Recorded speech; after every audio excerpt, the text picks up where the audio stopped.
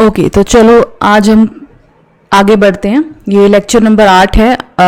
हम method of financial analysis कर रहे हैं, जो चैप्टर नंबर 3 है आपका।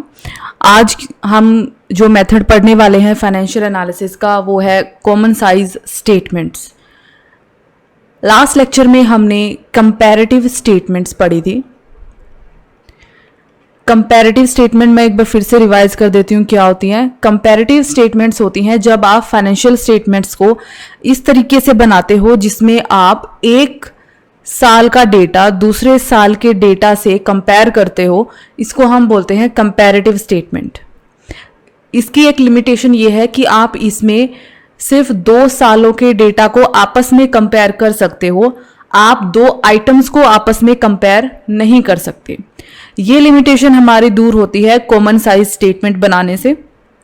कॉमन साइज स्टेटमेंट आपकी वो स्टेटमेंट होती है, या आपकी फाइनेंशियल स्टेटमेंट को हम इस तरीके से बनाते हैं कि हम कोई एक आइटम को बेस मान लेते हैं और एक स्टेटमेंट में मौजूद बाकी की आइटम्स को उस एक बेस से कंपेयर करते हैं।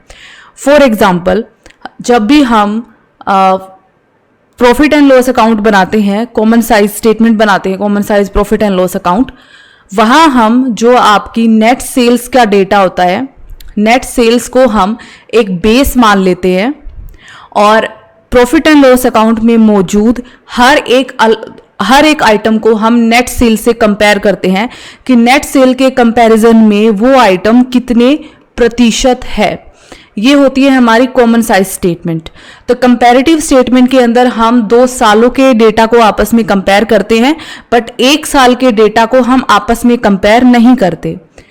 कॉमन साइज स्टेटमेंट में हम एक ही साल के डेटा को आपस में कंपेयर करते हैं, लेकिन हम इसमें 2 साल के डेटा को आपस में कंपेयर नहीं कर सकते। तो जो आपकी एडवांटेज कंपैरेटिव स्टेटमेंट की है, वो आपकी कॉमन साइज की डिसएडवांटेज बन जाती है, और जो आपकी कॉमन साइज की एडवांटेज है, वो आपकी कंपैरेटिव की डिसएडवांटेज बन जाती है।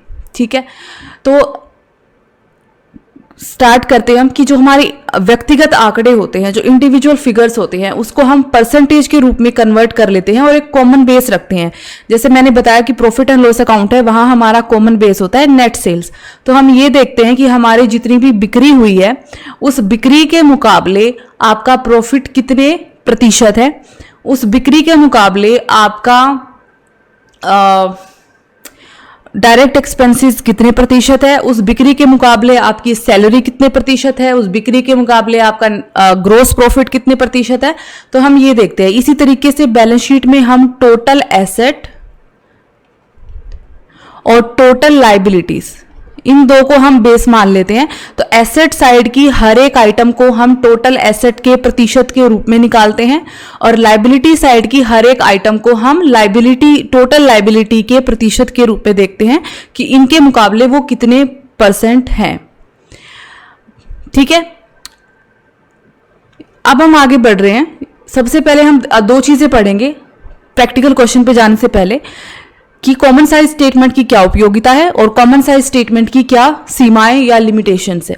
तो जो उपयोगिता है कॉमन साइज स्टेटमेंट की, वो तो यही है कि इसमें आप 2 या 2 से ज़्यादा जो आपके बिजनेसेस हैं, उनकी प्रॉफिटेबिलिटी और उनकी फाइनेंशियल पोजीशन को आपस में कंपेयर कर सकते हो। कंपैरेटिव स्टेटमेंट में हम 2 सालों की मदों को आपस में कंपेयर करते थे, लेकिन यहाँ पे हम पहली बात तो एक ही साल की मदों को एक बेस से कंपेयर कर सकते हैं, और हम 2 या 2 से अधिक बिजनेसेस को आपस में कंपेयर कर सकते हैं। जैसे कि मैं ये लिख सकती हूँ कि मेरा जो बिजनेस है, उसमें मुझे मेरी जितनी भी सेल हुई है, जितनी बिक्री हुई है, उसके मुकाबले मुझे 20% प्रॉफिट हुआ है। इसी तरीके से मैं ये निकाल सकती हूँ कि जो दूसरा बिजनेस है, उसको उसके सेल के मुकाबले कितना प्रॉफिट हो रहा है। ठीक है, लेकिन इसकी कुछ लिमिटेशंस भी हैं। जैसे पहली लिमिटेशन तो ये है कि आप इसमें जो है अलग अलग टाइम का, अलग अलग साल के आंकड़ों को आप आपस में कंपेयर नहीं कर सकते हो कि मेरा जो आज इस साल मेरा जितना प्रॉफिट हुआ है, वो मेरे पिछले साल के प्रॉफिट के मुकाबले कितना है। ये मैं कॉमन साइज स्टेटमेंट बना के नहीं देख सकती, उसके लिए मुझे कंपैरेटिव स्टेटमेंट ही बनानी पड़ेगी। दूसरी चीज ये है कि यहाँ पे हमारे पास कोई भी स्टैंडर्डाइज्ड नॉर्म नहीं है। स्टैंडर्डाइज्ड नॉर्म का मतलब होता है कि कोई एक एक मानदंड नहीं है आपके पास, ठीक है। जैसे कि हम एक एग्जांपल ले लेते हैं कि मान लीजिए कोई बिजनेस है जिसकी जो स्टॉक है वो टोटल एसेट के मुकाबले में 25% है, ठीक है, और उसकी जो डेटर है वो टोटल एसेट के मुकाबले में 20% है। तो हम इससे कोई भी इस तरीके का हम कोई कंक्लूजन नहीं निकाल सकते हैं, कोई ऐसा स्टैंडर्ड नहीं है जिससे हम ये देख सके कि टोटल एसेट के मुकाबले में स्टॉक कितना प्रतिशत होना चाहिए था या डेटर कितने प्रतिशत होने चाहिए थे। तो जैसे स्टैंडर्ड होते हैं, आप एक कॉस्ट अकाउंटिंग जब करोगे, सब्जेक्ट है आपका इस बार एक, तो उसमें आप स्टैंडर्ड कॉस्टिंग पढ़ते हो। उसमें हम क्या करते हैं, हम कुछ स्टैंडर्ड डिसाइड करते हैं, कुछ मानदंड डिसाइड करते हैं जिसके अगेंस्ट हम हमारी जो एक्चुअल परफॉर्मेंस होती है उसको कंपेयर करते हैं, ठीक है, उसकी तुलना करते हैं कि असल में हमने इन जो मानदंड है या हमारे स्टैंडर्ड है उनको अचीव किया है या नहीं किया है। तो इसी तरीके से हम जब कॉमन साइज स्टेटमेंट बनाते हैं तो मैंने ये देख लिया कि मेरे डेटर जो हैं वो मेरी टोटल एसेट के सामने 20% है। जितनी मेरी टोटल एसेट है उसका 20% मेरे डेटर है। लेकिन मेरे पास ऐसा कोई स्टैंडर्ड नहीं है जिसकी मदद से मैं ये देख सकूं कि भाई कितने होने चाहिए थे। मतलब ऐसा कुछ नहीं है कि हम डिसाइड करते कि 10% डेटर जो है टोटल एसेट का होना चाहिए, तो हम देखेंगे अरे मेरे तो 20% है, तो मतलब ये अच्छा है या बुरा है, ऐसा कोई स्टैंडर्ड नहीं है, ठीक है। इससे सिर्फ हम दो बिजनेसेस को कंपेयर कर सकते हैं कि मेरे बिजनेस में टोटल एसेट के मुकाबले डेटर इतने हैं, दूसरे की बिजनेस में टोटल एसेट के मुकाबले डेटर कितने हैं, या हम अपनी तरफ से हमारी जो पर्सनल जजमेंट है उससे हम देख सकते हैं कि हमारे डेटर इतने हैं, तो इसका क्या मतलब है। लेकिन हमारे पास कोई फिक्स्ड स्टैंडर्ड नहीं है जिससे कि हम ये चीज पता लगा सकें कि कोई एक मद जो है या कोई एक आइटम जो है वो टोटल के मुकाबले में कितनी होनी चाहिए थी। तो जितनी है वो अच्छी है या बुरी है, ठीक है। ये तो हो गई आपकी कॉमन साइज स्टेटमेंट की कॉमन साइज स्टेटमेंट होती क्या है। तो बिल्कुल सिंपल सा है, हम एक बिजनेस की एक ही साल की अलग अलग आइटम्स को किसी एक कॉमन बेस से कंपेयर करते हैं प्रतिशत के रूप में। अब हम इसके प्रैक्टिकल क्वेश्चंस देखेंगे और आपको अच्छे से क्लियर होगा कि आखिर कॉमन साइज स्टेटमेंट से हम क्या निकालना चाहते हैं।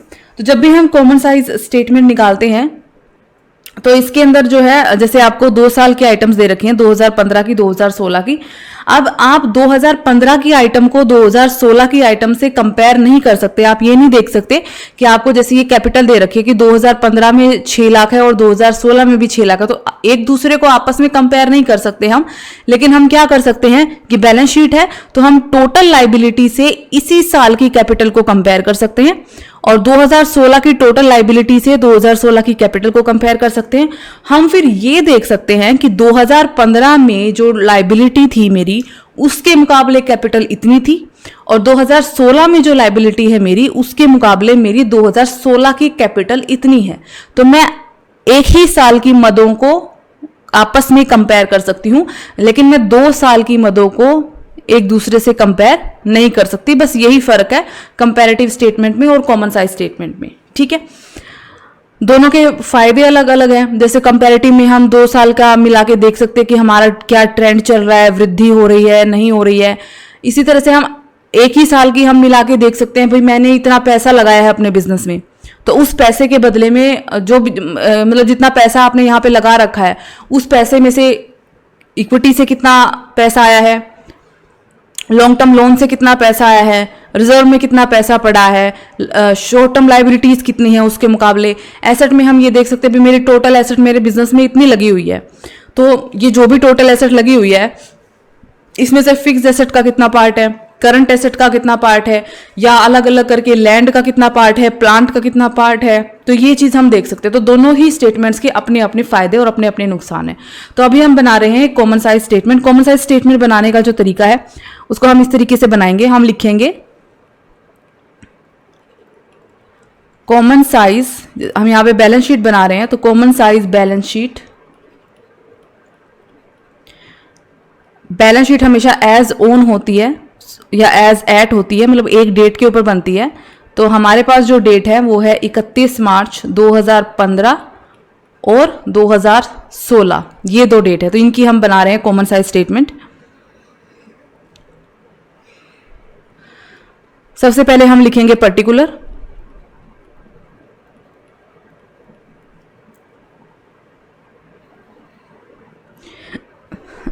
फिर हम लिखेंगे हमारी जो एब्सोल्यूट अमाउंट है, और फिर हम लिखेंगे जो भी हमारे परसेंटेज में जो भी हम कंपैरिजन आपस में कर रहे हैं। तो जैसे हम यहाँ पे लिख देते हैं एब्सोल्यूट अमाउंट 2015,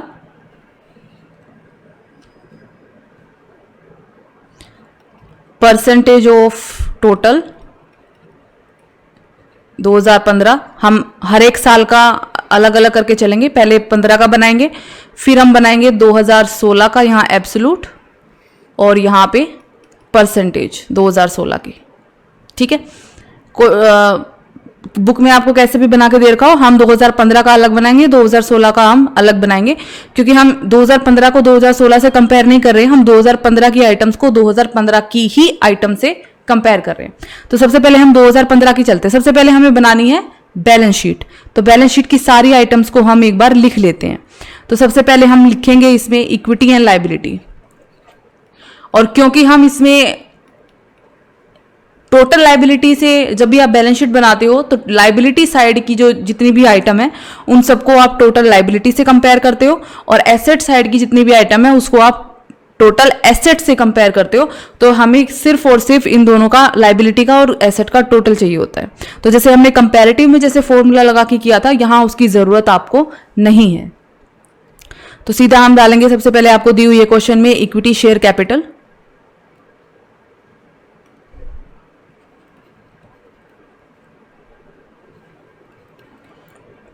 शेयर कैपिटल आपको दे रखी है 2015 की 6 लाख, और 2016 के लिए भी आपको दे रखी है 6 लाख। तो अगर हम कंपैरेटिव बना रहे होते तो कंपैरेटिव के नजरिए से अगर हम देखें तो आप देख सकते हो कि आपकी जो कैपिटल है, शेयर कैपिटल, उसमें कोई भी चेंज नहीं हुआ है, 0% चेंज है।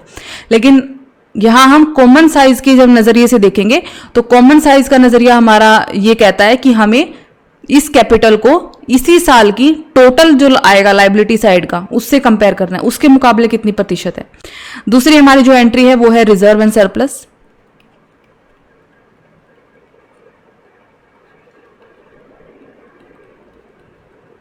सो रिजर्व सरप्लस 2015 के लिए आपको 6,80,000 दे रखे हैं, और 2016 के लिए आपको 10 लाख दे रखे हैं।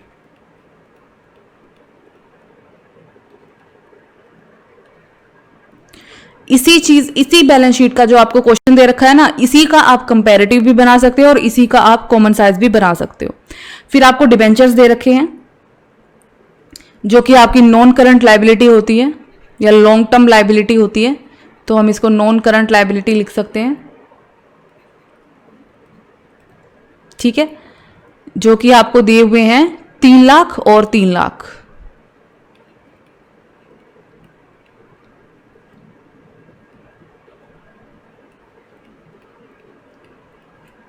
इसके बाद आपको शॉर्ट टर्म लायबिलिटी दी हुई है, बिल्स पेबल, क्रेडिटर्स और आउटस्टैंडिंग एक्सपेंसेस। हम इन तीनों को एक ही साथ मिला के लिखेंगे क्योंकि ये एक ही कैटेगरी से संबंधित है। ये सारी की सारी आपकी करंट लायबिलिटी का हिस्सा है, तो हम इन सबको करंट लायबिलिटी यहाँ पे लिख सकते हैं। आप चाहे तो इनको अलग अलग से भी निकाल सकते हैं, पर क्योंकि हम टोटल लायबिलिटी से इसको कंपेयर करें तो हम इसको, और आपको कुछ कह नहीं रखा है स्पेसिफिकली, तो आप इन सबको करंट लायबिलिटी के तौर पे भी एक साथ मिला के लिख सकते हो। जब हम इन सबका टोटल करेंगे तो ये आ जाएगा हमारे पास 4,20,000 और 6 लाख। ठीक है, अब हम कर देंगे इन सब का टोटल। तो लायबिलिटी साइड का टोटल आपको क्वेश्चन में दे रखा है करके यहां पे 20 लाख और 25 लाख।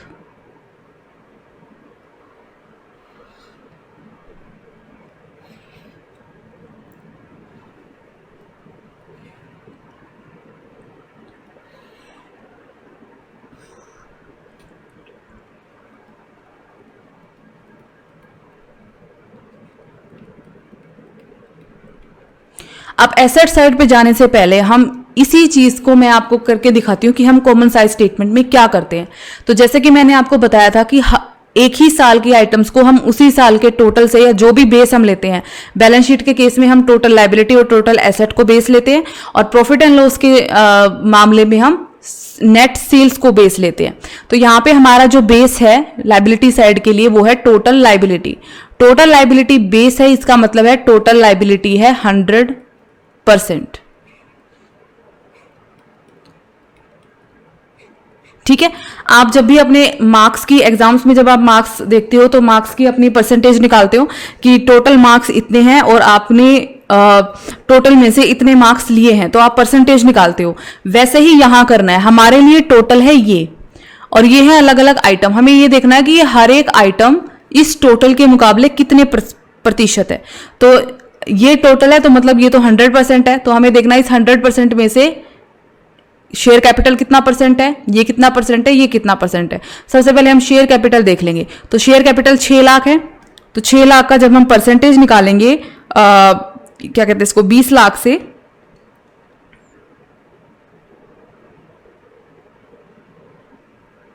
तो ये आएगा आपका 30%। कैसे निकला? आप अपने मार्क्स की परसेंटेज निकालते हो, आपको पता है कैसे निकालना है। 6 लाख है 20 लाख का हिस्सा, तो इसका हमने निकाल दिया परसेंट के 6 लाख 20 लाख का 30% है।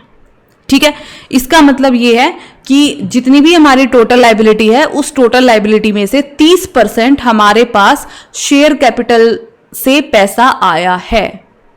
इसी तरीके से जब हम यहां परसेंटेज निकालेंगे तो हम निकालेंगे 6 लाख बटे 25 लाख गुना में 100। ठीक है, ये हमारा निकल जाएगा 24%।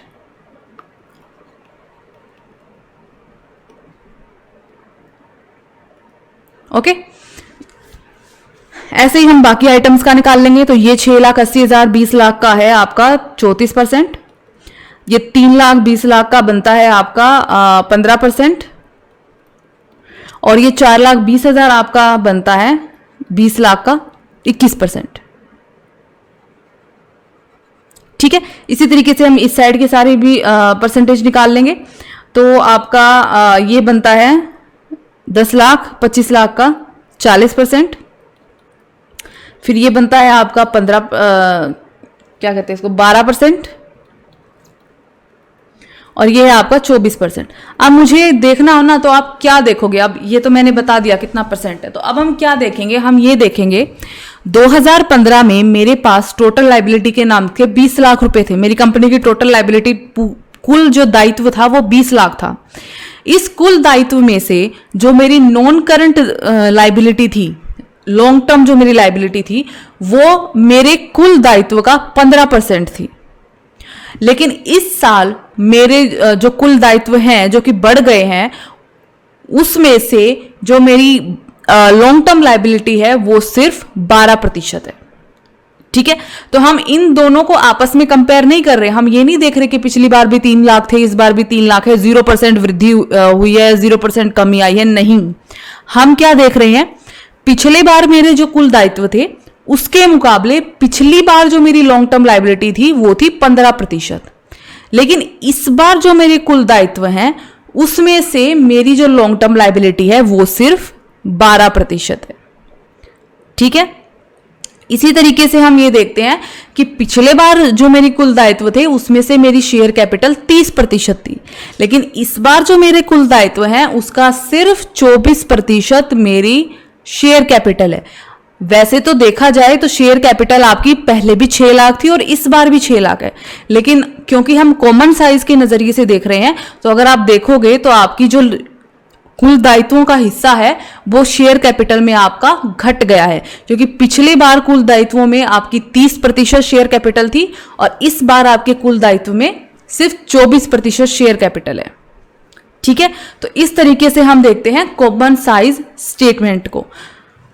अब हम इसका एसेट साइड बना लेते हैं। तो एसेट साइड में भी हमने टोटल एसेट निकाल लिया। तो टोटल एसेट को हम 2 तरीके से निकालेंगे। एक निकाल सकते हैं हम फिक्स्ड एसेट, टोटल एसेट से ही कंपेयर करना है। तो एक होती है आपकी फिक्स्ड एसेट और एक होती है आपकी करंट एसेट। ठीक है, क्वेश्चन में आपको ये तो कह नहीं रखा कि आपको हर एक एसेट के आइटम को टोटल एसेट से कंपेयर करके दिखाना है, तो आप फिक्स्ड और करंट इन 2 पार्ट में आप कैटेगरी में आपकी बढ़ती है, उसमें से आप दिखा सकते हो। तो यहाँ पे हमारी फिक्स्ड तो हो गई ये, और ये हो गई हमारी करंट। इन सबका हम कर लेंगे टोटल। तो जो आपकी फिक्स्ड एसेट आएंगी वो आएंगी 12 लाख,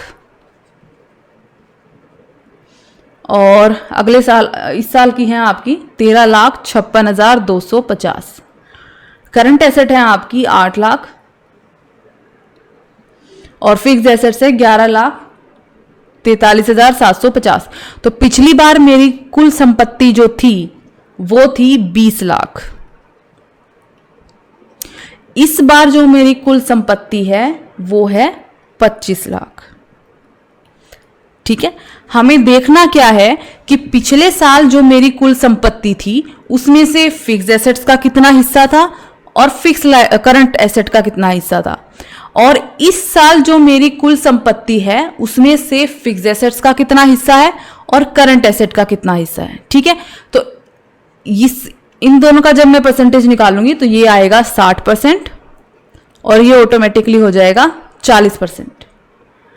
ये आएगा 54.25% और ये आएगा 45.75%। अब देखो, अब ध्यान से देखना, अगर आप इसको कंपैरेटिव स्टेटमेंट के तौर पे देखोगे, अगर मैं इसका कंपैरेटिव स्टेटमेंट बनाने जाऊं तो आप क्या देखोगे कि पिछले बार आपकी संपत्ति जो थी फिक्स एसेट वो 12 लाख थी और इस बार जो आपकी फिक्स एसेट्स है वो 13,56,250, यानी आपकी फिक्स एसेट बढ़ गई अगर हम कंपैरेटिव बनाएंगे तो। लेकिन अगर हम कॉमन साइज स्टेटमेंट बना रहे हैं और हम उस नजरिए से देख रहे हैं, हम ये देख रहे हैं कि पिछले साल मेरी जो कुल संपत्ति थी उसमें से फिक्स एसेट्स का कितना हिस्सा था और करंट एसेट का कितना हिस्सा था, और इस साल मेरी जो कुल संपत्ति है उसमें से फिक्स एसेट्स का कितना हिस्सा है और करंट एसेट का कितना हिस्सा है। तो अगर आप देखोगे कि पिछले साल मेरी कुल संपत्ति में से फिक्स एसेट्स का हिस्सा था 60%, लेकिन इस साल जो मेरी कुल संपत्ति है उसमें से मेरी फिक्स एसेट्स का हिस्सा है 54%। यानी मेरी कुल संपत्ति तो बढ़ी है, नो डाउट, लेकिन मेरी कुल संपत्ति में से फिक्स एसेट्स का हिस्सा जो है वो इस साल घट गया है। ठीक है, ये हम देखते हैं कॉमन साइज। तो हम कंपैरेटिव और कॉमन साइज दोनों ही स्टेटमेंट का इस्तेमाल कर सकते हैं। तो इससे दो कंक्लूजन निकलेंगे।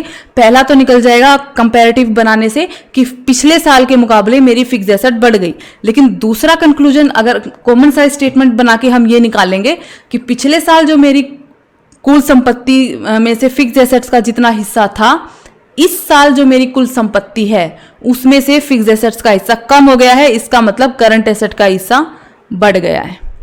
ठीक है, इसलिए हम बनाते हैं कॉमन साइज स्टेटमेंट। ये दोनों ही स्टेटमेंट बना के हम अपने जो है मैनेजमेंट के सामने रखते हैं और फिर वो डिसीजन लेते हैं कि ये आखिर कह क्या रही है।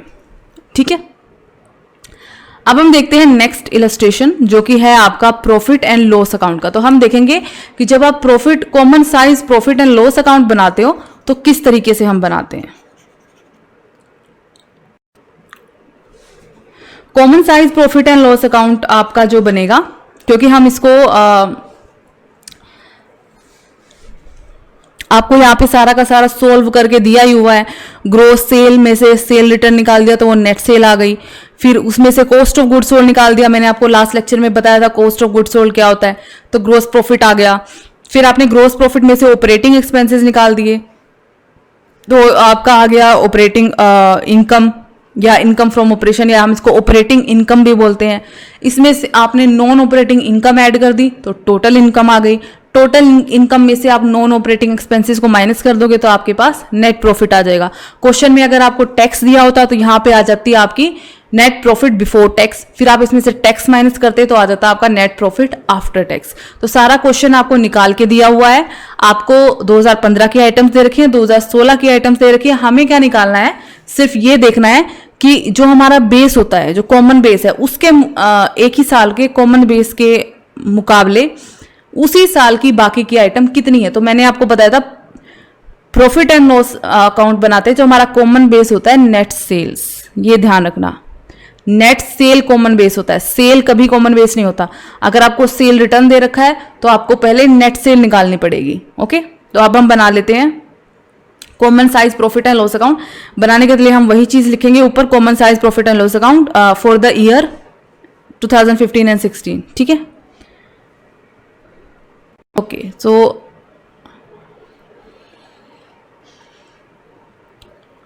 यहाँ हम लिखेंगे 2015 की एब्सोल्यूट आइटम, यहाँ हम लिखेंगे परसेंटेज,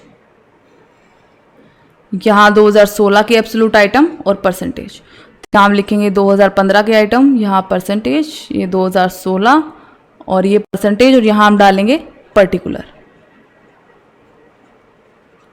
ठीक है, तो जैसे जैसे हमने क्वेश्चन में बना रखा है सबसे पहले हम वही बना लेंगे। तो सबसे पहले ये हमें दे रखा है ग्रोस सेल 10,30,000,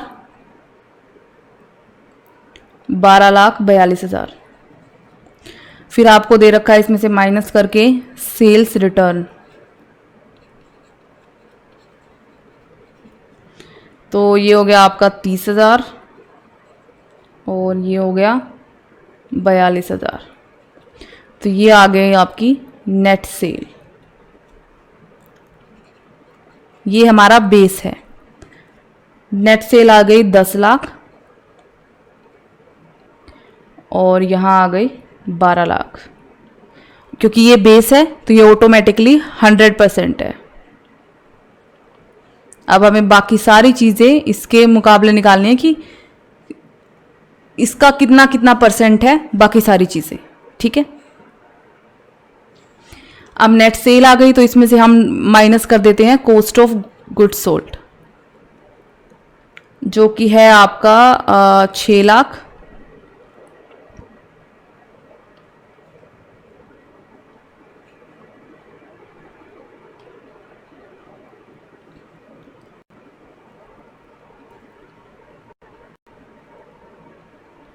और 6 लाख। तो ये आ जाएगा आपका ग्रोस प्रॉफिट 4 लाख और 5 लाख, 6,60,000 था तो 5,40,000। ठीक है, इस ग्रोस प्रॉफिट में से हम माइनस कर देंगे हमारे ऑपरेटिंग एक्सपेंसेस। आपको क्वेश्चन में सब कुछ निकाल के ऑलरेडी यहाँ पे दे रखा है। ऑपरेटिंग एक्सपेंसेस दोनों में दे रखे हैं, एडमिनिस्ट्रेटिव 85,000, 1,14,000 और ये वाले भी आपको दे रखे हैं। तो हम इन दोनों का टोटल ही ले लेंगे। यहाँ पे टोटल हमारा आता है 2,85,000, ये दोनों का टोटल है, और 3,07,200। इसको हम माइनस करेंगे तो ये आ जाएगा हमारी ऑपरेटिंग इनकम।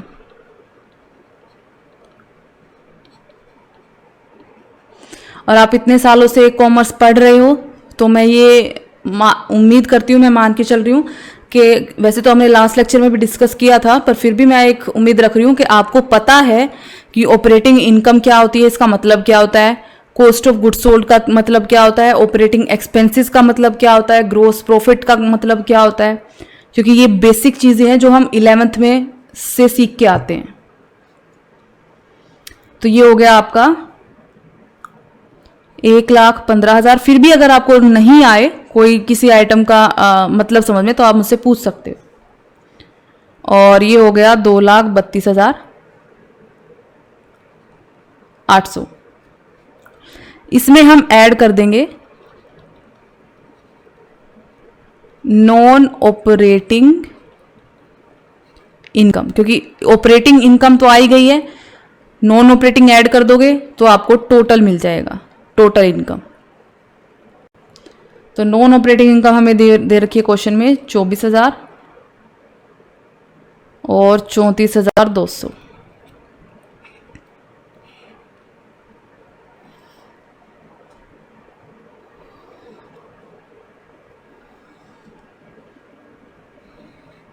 तो टोटल इनकम जो आ गई इन दोनों को ऐड करके वो आ गई 1,39,000 और 2,67,000।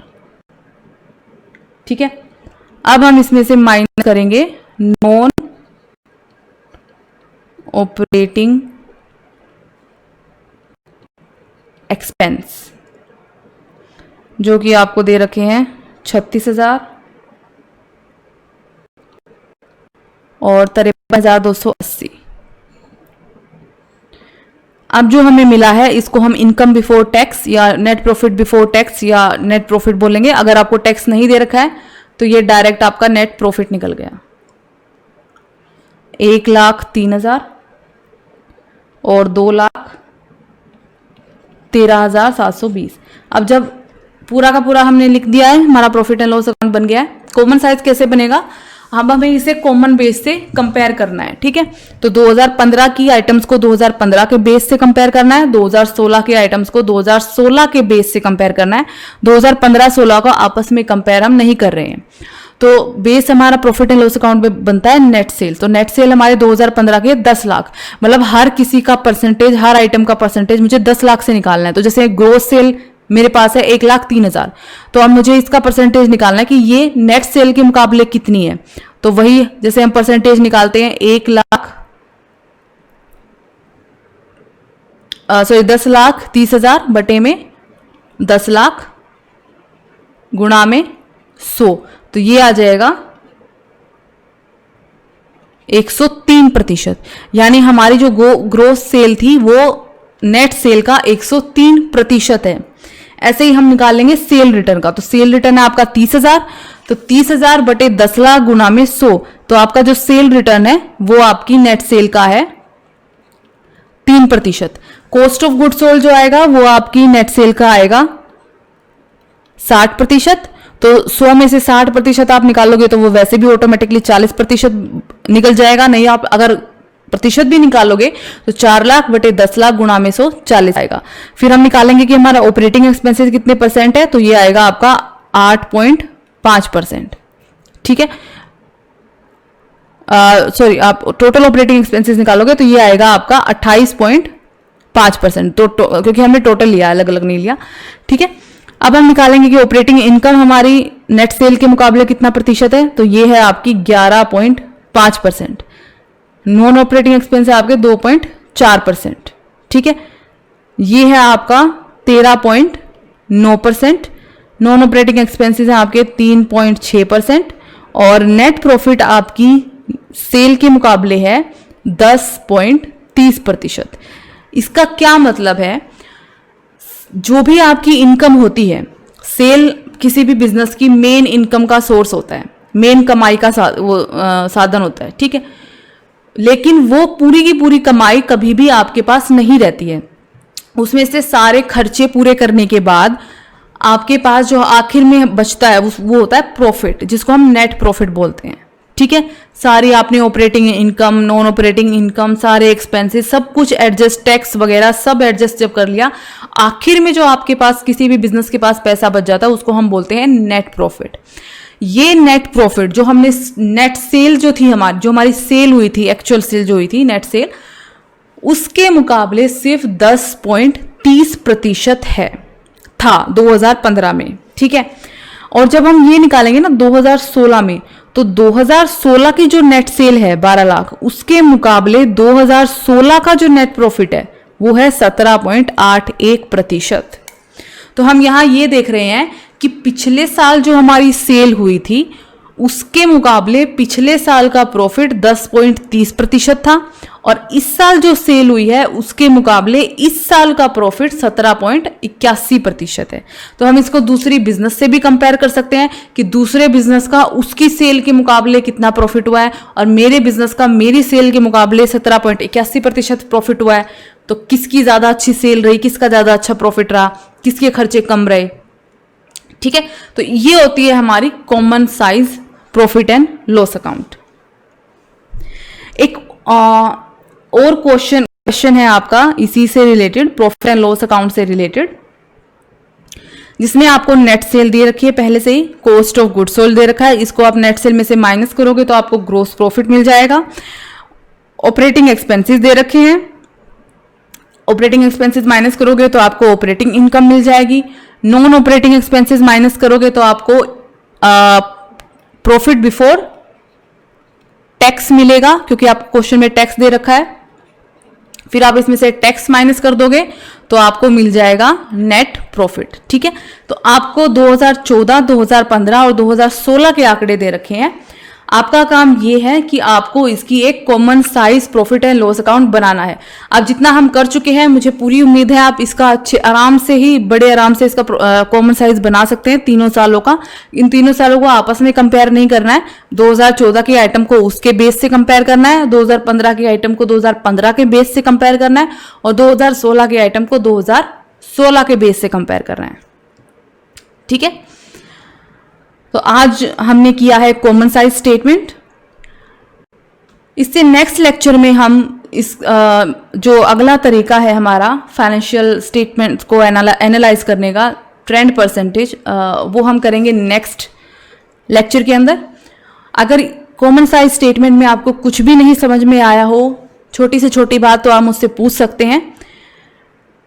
इसके बाद मैं आपका एक छोटा सा टेस्ट लूंगी कि कॉमन साइज स्टेटमेंट और कंपैरेटिव स्टेटमेंट आपको बनानी पड़ेगी एक ही स्टेटमेंट में से, और मैं देखूंगी कि आपने इसकी प्रैक्टिस की है या नहीं की है, और आपको ये ठीक से समझ में आया है या नहीं आया है। सभी स्टूडेंट्स का इसमें पार्ट लेना बहुत ज़रूरी है। ओके, तो अब मिलते हैं हम नेक्स्ट लेक्चर में।